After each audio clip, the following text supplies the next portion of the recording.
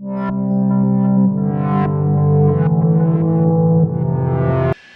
for the abrupt beginning of the video. I forgot to hit the record button for the intro and for the start of the process.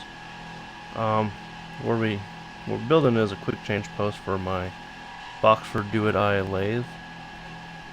I got sick of dealing with the table that it had, and it's just a lot easier just to use a single tool post that you just change all the different items with, and I can just preset them and we're good to go.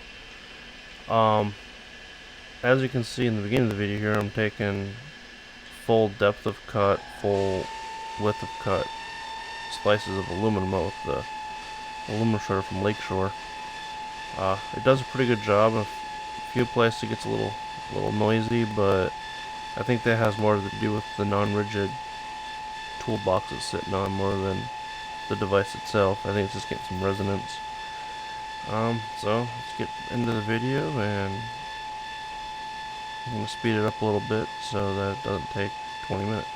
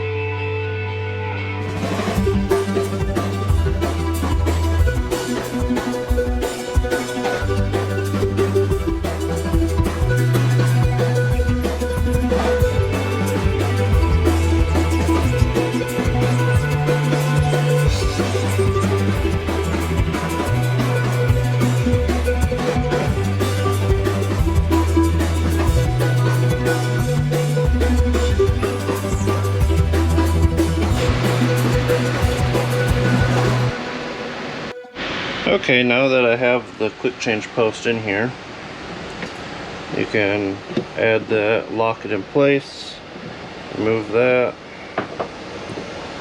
add a boring bar. Easier to do two-handed. and do all your stuff. Now I'm gonna have to spend some time adjusting them. I think I'm gonna have to put some spacers underneath there, but that's for another day. That's just setup stuff.